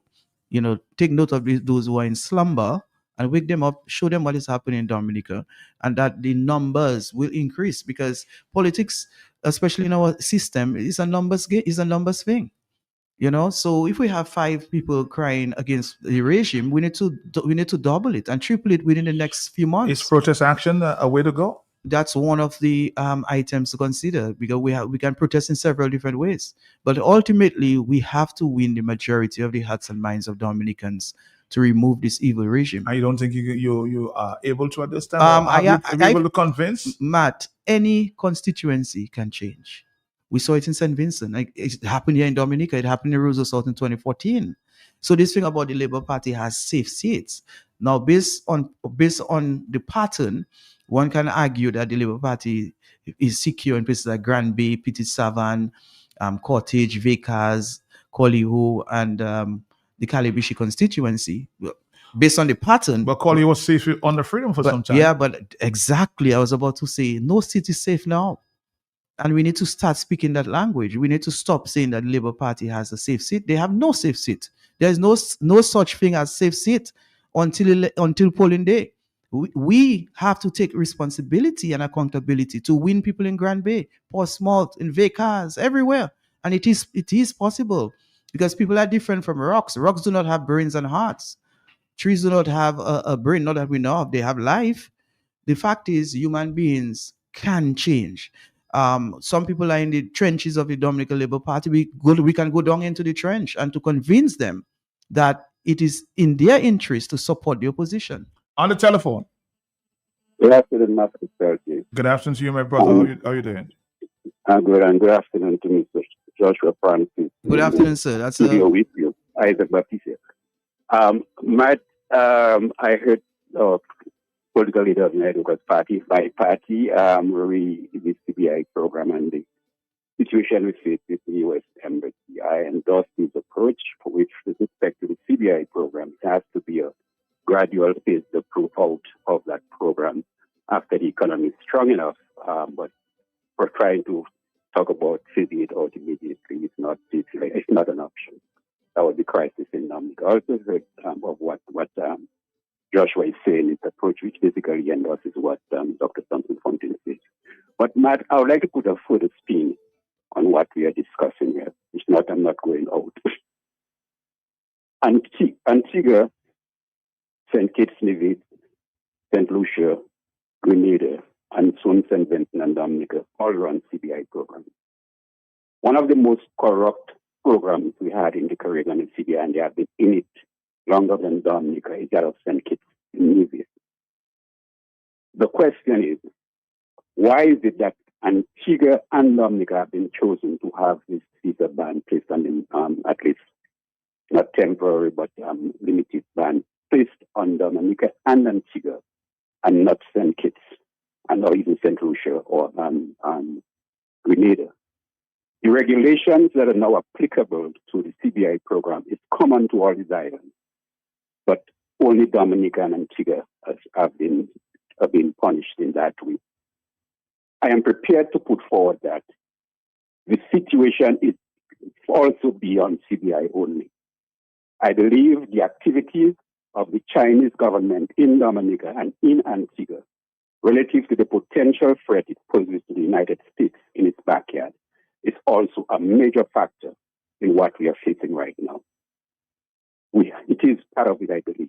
I believe the Americans believe what's happening in Wesley is more than just an international effort to meet the needs of Dominica, both in the long term and in the immediate term and in the short term. And they are concerned about it. I believe the embassies, the size of the embassies in Dominica and Antigua is of concern to the Americans, and they are concerned about it. And they must have spoken to both governments regarding that, these issues and the activities of the Chinese government in these two islands. And therefore, they have done nothing much about it. So in addition to the CBI program, they have concern, but they're using it as a face. But I believe that it's more geopolitical as to the punishment that these two islands, the citizens of these two islands are being faced. This is my view. Good afternoon. Good afternoon to you too. Again, the numbers are 449-3095, 449-3096, 449-3097. A lot of geopolitics taking place at this time, and we have to monitor. Dominicans, enjoy your property, protect your property. You homeowner, and businessman. Protect your property, insure your property. Can't wait for the hurricane. Can't wait till you flood again. Can't wait if you fly out and all your business coming out. Remember, no insurance company will insure your property when a storm is approaching. Get ahead of the hurricane season and insure with a company who gives you the assurance. Wait,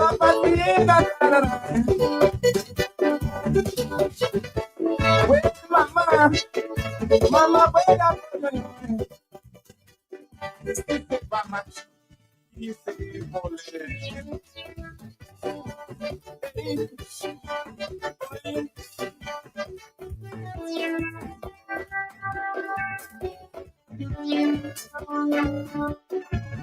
I was a letter to the director of the movie Pirates of the Caribbean. Yeah, man. I say, why bother with Hollywood actors when the real pirates and them they're right there. Just look in the Caribbean, man cast our politicians. Well, it's strictly Grammy winners on your hands. Yeah, man. They acting very well. Will make your move step. The perfect ball. The Pirates of the Caribbean, huh? The great Buple. They defy every day. What if I could say that crime can never be under rain? Joshua, somebody suggesting to you that during the next election, you need to mobilize coastal buses from the Kalinago territory up to Mount Daniel to see the clean water and proper mansion housing without no roof leakage and lead water because they are in the bubble.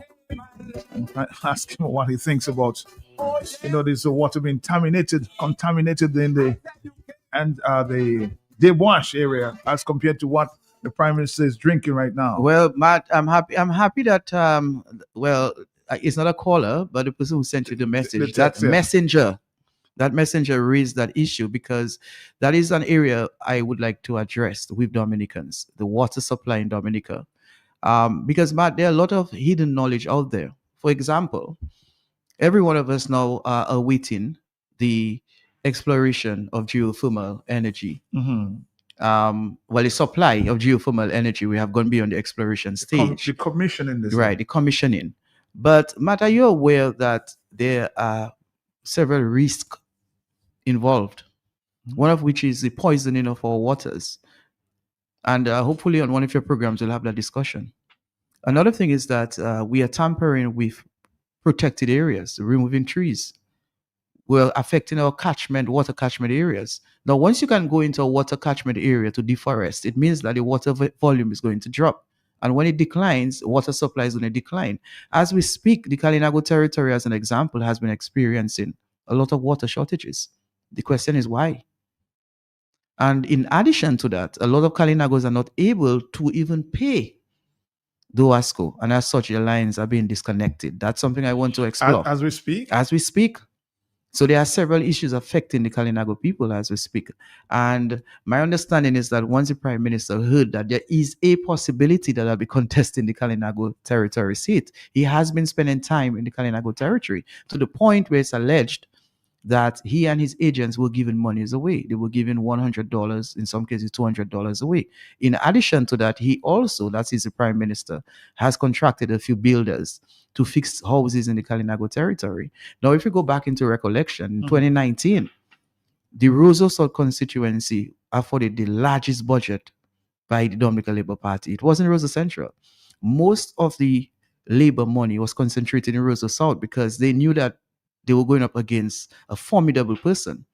And I have not even said, I have not told the world where I'm contesting, but the Prime Minister has already taken the leap to be going to the Kalinago territory instead of fixing the water situation, instead of providing job opportunities for the young Kalinagos, instead of encouraging our Kalinago graduates from abroad to come back to serve and to be with their families. He is there once again trying to bribe the Kalinago people without even election in the air. Does that intimidate you? Not at all. Not at all. I mean, the Prime Minister can move from Vekas to come down to the Kalinago territory if he so desires, if that's where I choose to run. If I choose to run in Rosa, so he can come there too.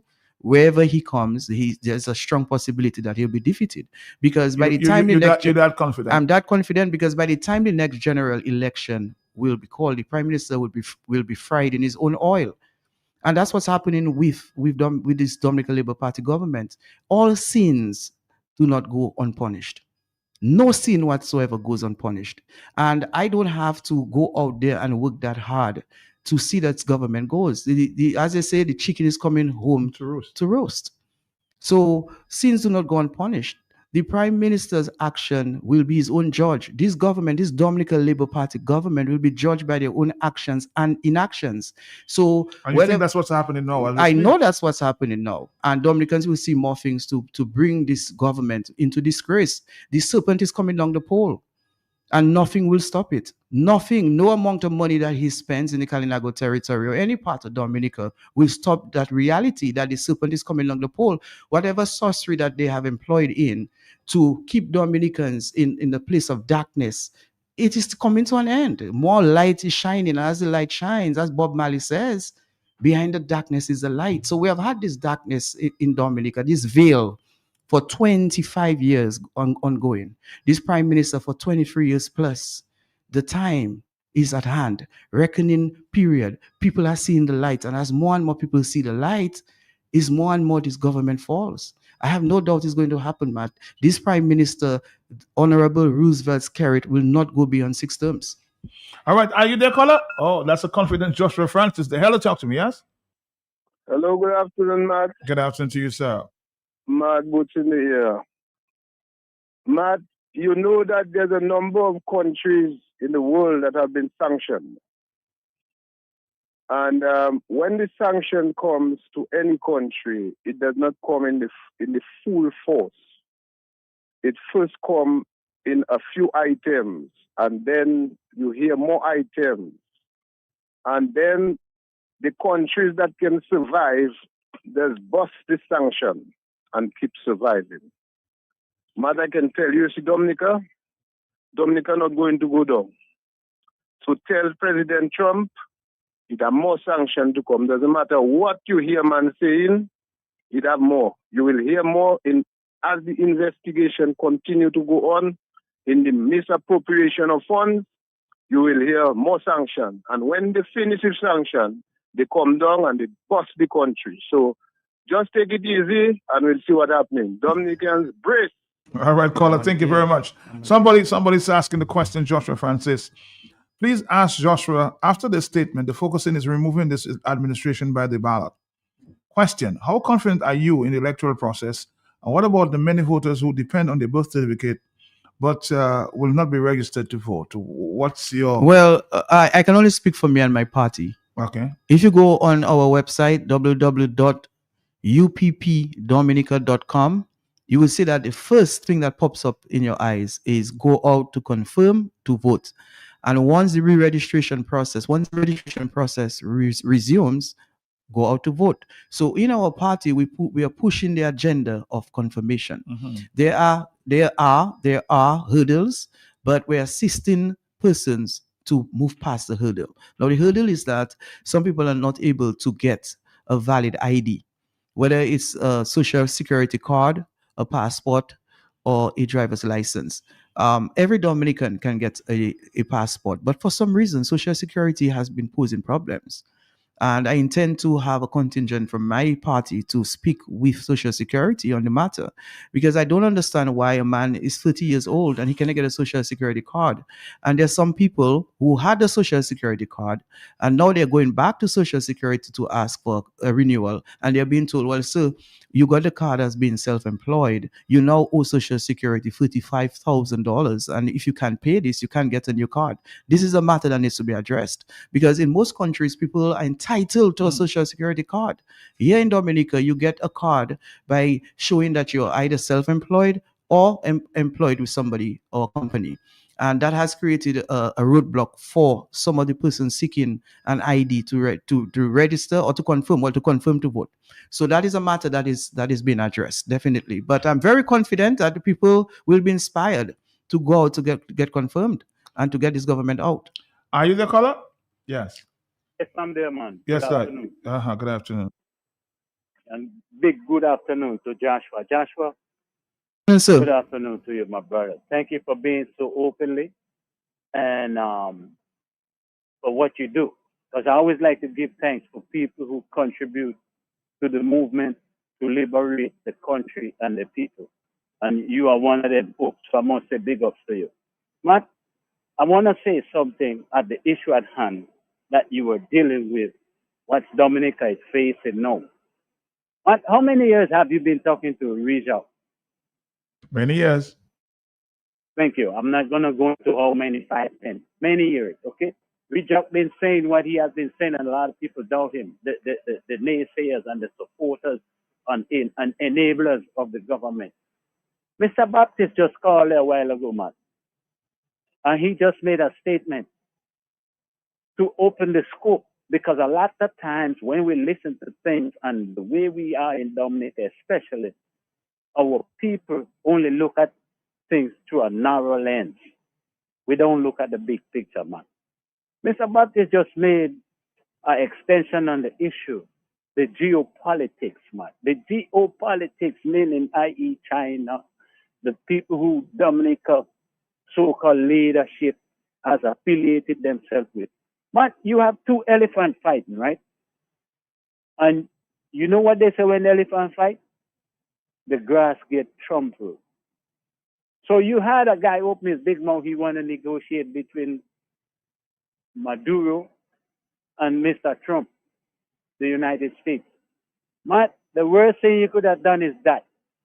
If you all wanted to negotiate something, you go as a CARICOM nation, as a unit, they would have more power and they would see less of your agenda, man. Because what's taking place now, he just opened his mouth and he showed what side he is, and they already know. Let me say something about the global apparatus, man. When you see American places like them, European countries strike, they already have information on you more than you know you got.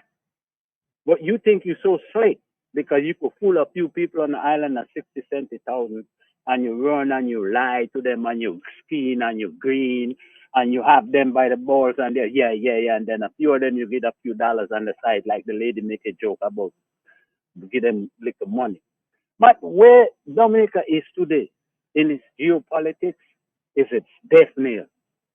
And what Joshua said earlier on and what Thompson said earlier on will be the only saving grace. Now you must come and humble yourself to Donald Trump, because Donald Trump is not Joe Biden.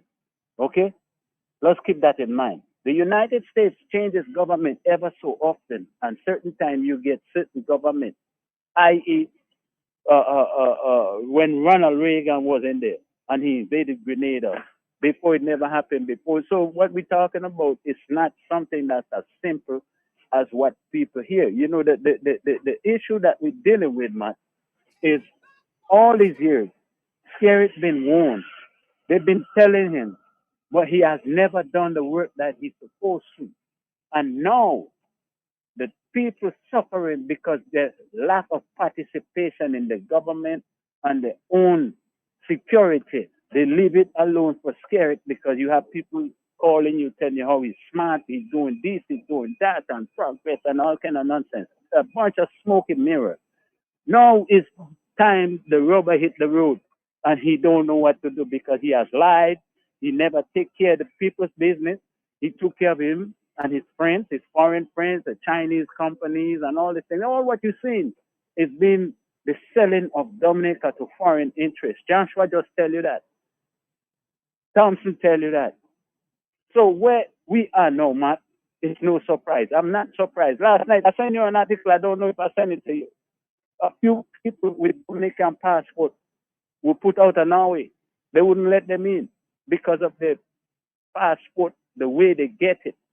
It all has to do with the vetting. It all has to do with the process because they said they're not going to give anybody entry with a Dominica passport because the way they get it, not a Dominica passport, but a CBI. The way they get it, they did not step foot in the country. Most countries, when you get a citizenship, you move to the country, you stay there a certain length of time, you show your character and whatnot and this, that, and the other, you go through the process like that. A man don't get on a plane from Dominica and go to Dubai and sell your passport.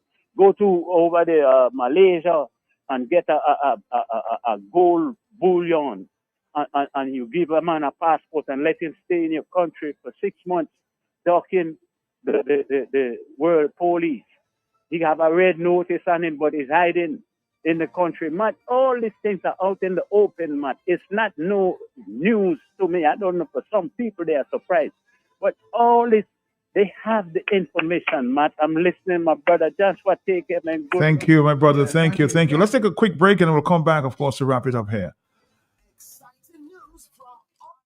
Exciting news from AutoTrade. Incredible savings are here. Take advantage of AutoTrade's Thrifty Thursday promotion. Mark your calendars. On the last Thursday of each month, AutoTrade is offering up to 20% off items throughout the store. Yes, 20% off. But wait, here's more. Keep your eyes peeled for our exclusive Deal of the Day offer, bringing you even bigger discounts on select items. Whether you're looking for car accessories, maintenance essentials, or just browsing for a great deal, we've got you covered. So be sure to swing by AutoTrade every last Thursday. At AutoTrade, it's more than a vehicle, it's a relationship. Terms and conditions apply.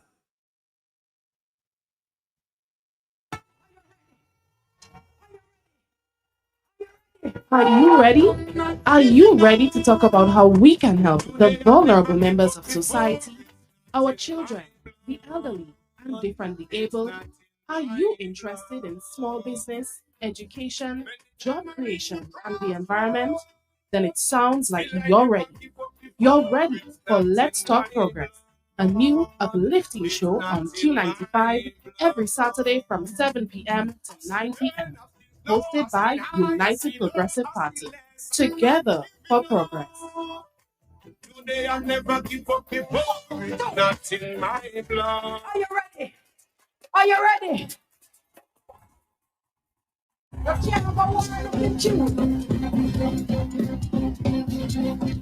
just getting news of the total blockage in Venezuela this time. It means the entire U.S. military fleet is in the Caribbean waters. Why are our Caribbean people, our Caribbean leaders remaining so silent on the issue there? We talk of the zone of peace.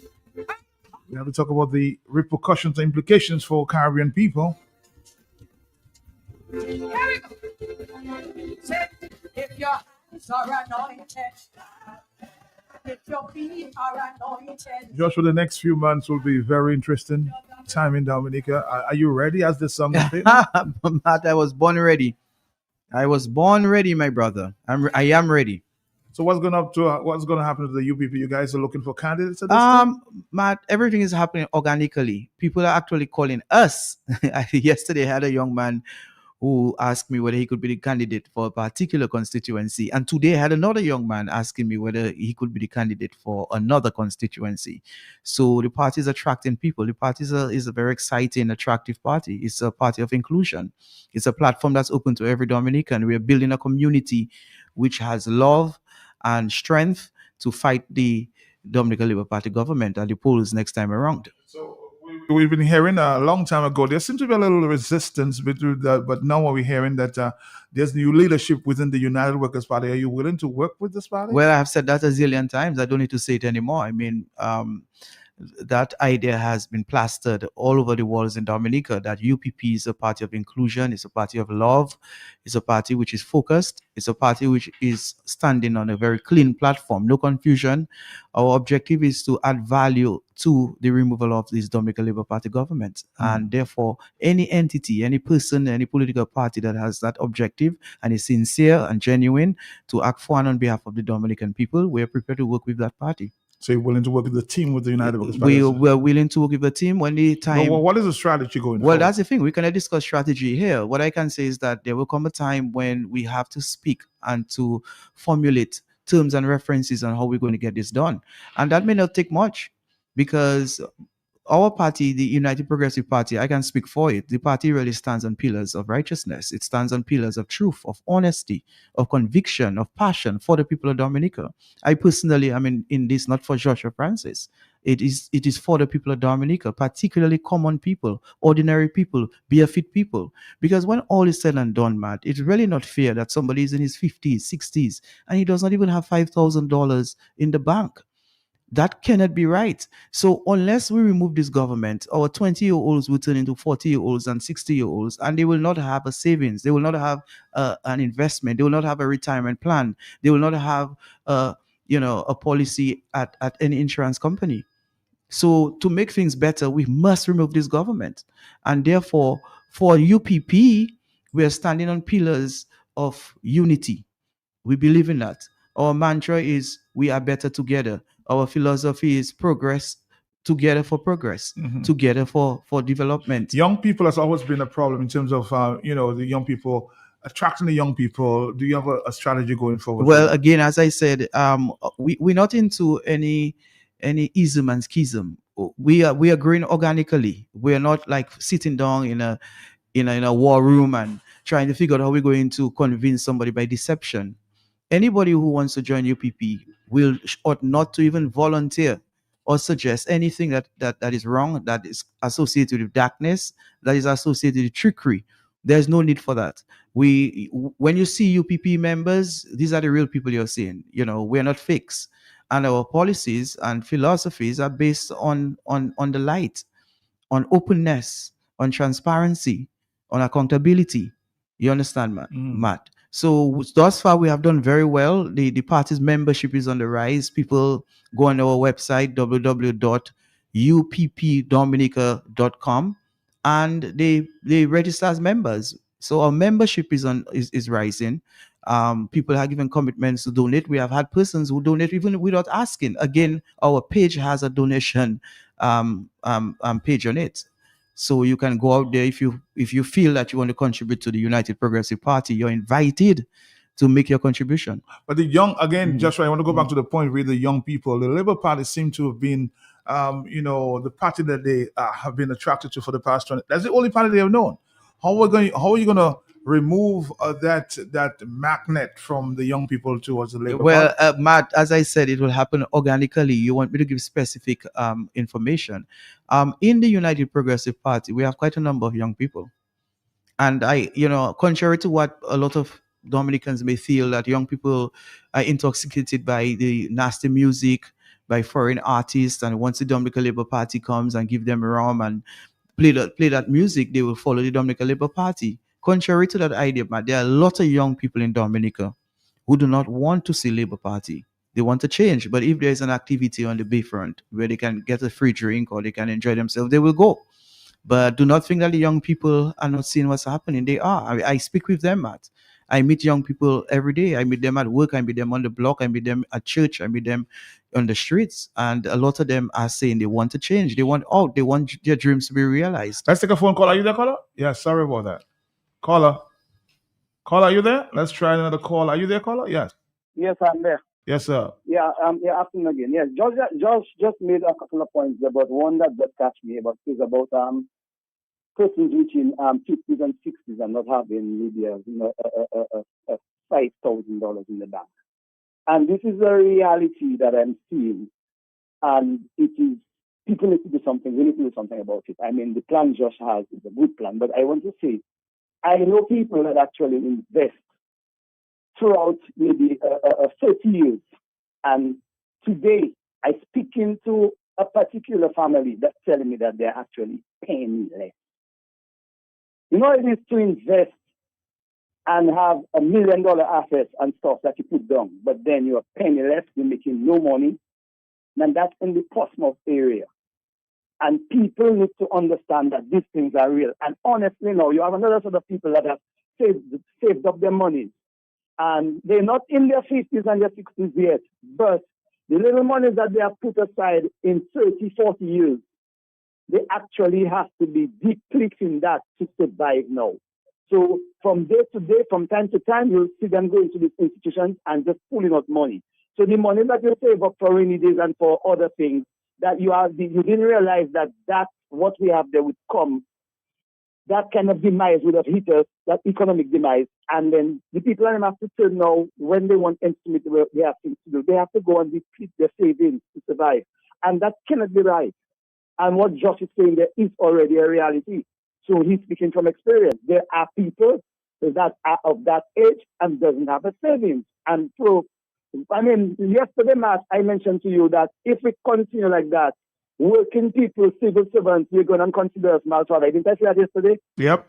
Yes. And look, Josh is explaining exactly that in another way. Because that is the reality that we face with the malgovernance that we have now. I just wanted to interject that. Have a good day.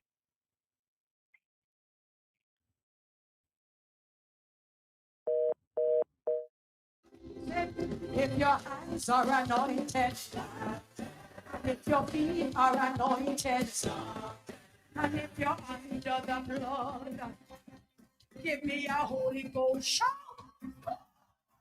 If your hands are anointed, if your feet are anointed, if you're under the blood, give me a Holy Ghost shout.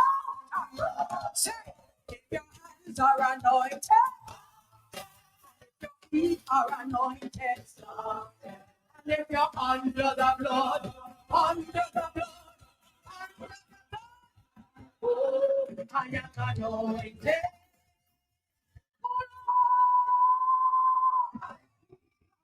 Are you ready? Are you ready? Are you ready? You want back your stuff? You want back your thinking? You want back your stuff? Say, if your hands are anointed, if your feet are anointed, and if you're under the blood, give me a Holy Ghost shout. If your hands are anointed, if your feet are anointed, and if you're under the blood, say, I am anointed. To put the enemy under my feet. I am anointed. Moving forward, no more defeat. I'm breaking war on the enemy, taking back what was stolen from me. I am anointed and appointed. I'm a mighty warrior in God's army. Say, I am anointed. To put the enemy under my feet. I am anointed. Moving forward, no more defeat. I'm waging war on the enemy, taking back what. Let's wrap it up there in the afternoon with Mr. Joshua Francis.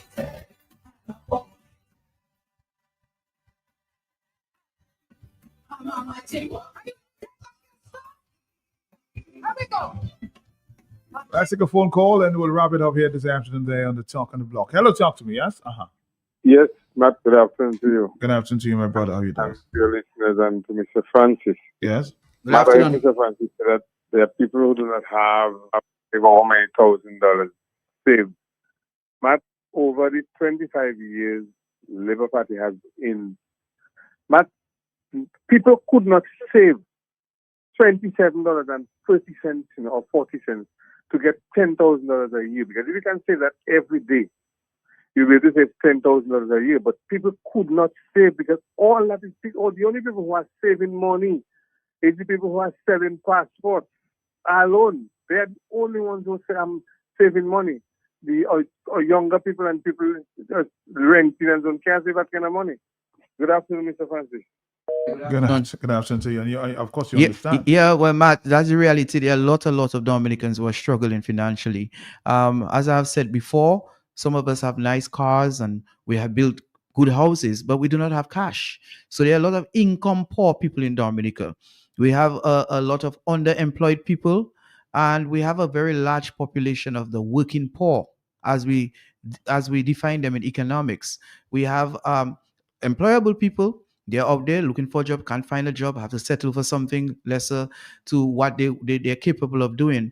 So you have the working poor, you have the underemployed, and you have the unemployed. That combination has created a Dominica with a lack of cash. We do not have much money going into circulation. It is evident by just looking at the activities in Roseau. Christmas is just around the corner and you don't feel it, you don't see it. In the past, weeks before Christmas Day, you would see the bubbling, you would feel the vibes, you would feel it, people would be spending, but you can't spend what you don't have. And things will not get better under this administration. Generally, I'm known to be an optimist, but I cannot speak positive about what I know. This government will run into financial problems as well, because we are basically building government control as opposed to be making room for the private sector to grow and to be buoyant, so that jobs will be created, exports will happen, and all of us will be in a better place. But enough of the analysis of the Dominican Labour Party government. I want to take this opportunity to invite every Dominican to join the United Progressive Party. You can go online, look for www.uppdominica.com. You are invited to experience the journey with the United Progressive Party. In whatever capacity you can serve, you will become a stakeholder, you'll become a shareholder, you'll become an owner, a beneficial owner of the United Progressive Party. It is not Joshua's party, it is not Loftus Dura party, it is not Mr. Chief Charles from the Kalinago Territory Party. It is your party, it's the People's Party, and you're invited to join us to grow strength by strength to eventually be able to remove this political cancer in Dominica, this evil government, this dark government, this corrupt government, this rot that has been the custodian of our resources. You've seen what they're doing with our natural environment. You're seeing what they're doing with our financial resources. You're seeing what they're doing with our human resources. We have so many reasons to remove this government. And final question. Yes. Do you expect after this diplomatic note that went out this morning from the Prime Minister any changes? No changes. It's too late now. The damage has been done and there isn't going to be any change. If anything, the Prime Minister will be coming back very despondent and once again try to spin things around and play team. And it's very sad. It's time that this government take responsibility and accountability for its negligence of the people, negligence and recklessness, and mismanagement of the CBI program, just as there's mismanagement of our natural resources. Any government that can mismanage its environment is a government that has to go, and Dominican Labour Party should go.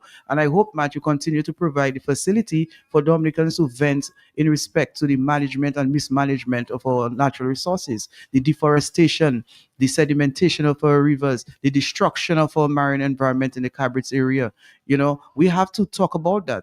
The activity in Loda in respect to geothermal energy, we have to explore One thing you haven't touched on before you go, yes. Of course, the crime rates have been on the increase. I think your party wrote a statement yesterday. That is correct. We issued 2 press releases yesterday, one dealing with the visa situation, the U.S. visa situation, and one in reference to the escalating crimes in Dominica. Again, this is a very major issue. And in a lot of countries, the Minister of National Security will have to resign because clearly bringing SSU here did not help the situation. It was never really going to solve the situation. As I said on one of your previous programs, that was just a temporary fix. It's like having a wound, a surface wound, you put a little bandage over it and you expect it to go. But if the problem is beyond the surface, as it is with crimes, these problems are not going away. We really have to go into the roots of crimes in Dominica. But again, a dirty hand cannot make a dirty floor clean. You'll have to take a clean hand to clean a dirty floor. Let's take a phone call quickly. Sorry, the person is gone, yes. But let's wrap up the statement. Yes, because what I'm saying is that the head of this country is rotten. And unfortunately, the dirtiness from the head is permeating into the roots of Dominica. But before it goes too deep, we must dethrone this administration. Call, are you there? We can give you 30 seconds. Are you there? Yeah, Matt, I just came in. What diplomatic note you talking about? Well, the Prime Minister wrote a diplomatic note to go to Washington to explain or try to find out a little more about why, Dominica was given a ban. That's what he said. Okay, cannot listen to me. Can't do nothing again. It is too late. England and America closed for Dominicans. Thank you. All right, guys. Joshua. Yes, so Matt, once again, let me say thank you. Kumau kadisa patwa. Merci. Merci, monsieur Matt, pour No que voy a call, please. Moke la moka ale film, how you say funeral in patwa? Letema. Well, talking about Letema, let me take the opportunity to express my sincerest condolences to the family and friends and committee of the two soldiers who were shot and killed in Portsmouth last weekend.